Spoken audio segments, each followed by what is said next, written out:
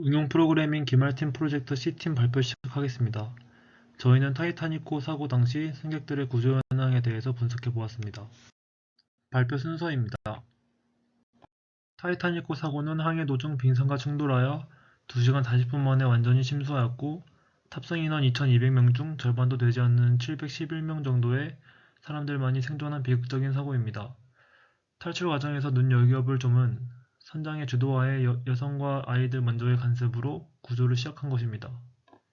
저희는 과연 선장의 의도대로 실제로 구명보트에 여성과 아이들이 먼저 탔는지 알아보기 위해서 분석해 보았습니다.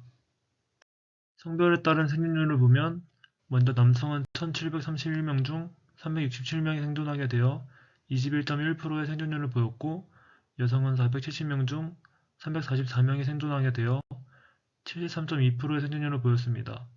성별에 따른 결과로는 여성이 먼저 구조되는 목적이 잘 수행된 것으로 볼 수 있습니다. 연령에 따른 생존율을 분석했을 때는 어린이 109명 중 57명이 생존하여 52%의 생존율을 보였고 어른 2092명 중 654명이 생존해서 31%의 생존율을 보였습니다. 어린이 생존율이 어른의 생존율보다 비교적 높게 나왔지만 어린이를 먼저 구조한다는 목적이 제대로 이어졌다고 결론을 내리기에는 그렇게 유의미한 차이라고 할 수 없다고 생각했습니다. 등급에 따른 여성의 생존율을 분석해보면 1등석 여성 145명 중 141명이 생존하여 97%의 높은 생존율을 보였고 2등석도 106명 중 93명이 생존하여 88%의 높은 생존율을 보였습니다. 3등석은 196명 중 90명이 생존해서 36%의 생존율을 볼 수 있었고 여성 선원 23명 중 20명이 생존해서 87%의 생존율을 보였습니다. 전체적으로 등급에 따른 여성의 생존율은 높게 나오면서 여성 우선 구출은 성실히 실행된 것으로 확인할 수 있습니다. 왼쪽 그래프를 보면 등급에 따른 남성의 생존율인데 모든 등급 생존율이 35%가 넘지 않았습니다. 탑승객 수가 남성이 여성보다 5배나 높음에도 불구하고 모든 등급의 여성 생존율이 월등히 높은 것으로 확인할 수 있습니다.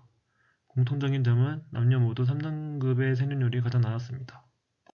성별, 연령, 등급에 따라서 전체적으로 봤을 때 선장이 의도하고자 한 여성과 아이들의 구출이 잘 수행된 것으로 결론 내릴 수 있지 않을까 생각합니다. 그러나 3등급 승객들에게는 선장의 의도가 제대로 실행되었다고 보기에는 힘들었습니다. 추가적인 로지스틱 회계 분석으로 생존율 요소를 객실의 등급, 성별, 나이로 잡고 1등석과 여성, 어른을 기준으로 삼았습니다. 각 개수별로 확인하면 우선 마이너스 값을 가지는 값은 기준보다 사망률이 더 높다는 뜻이고 플러스 값을 가지는 값은 기준보다 생존율이 더 높다는 뜻입니다. 1등석에 비하여 2등석과 3등석은 더 높은 사망률을 보였고 성별에서는 여성에 비하여 남성이 더 높은 사망률을 보였습니다.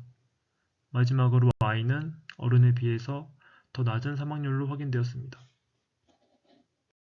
이상으로 응용 프로그래밍 기말팀 프로젝트 C조 발표를 마치겠습니다.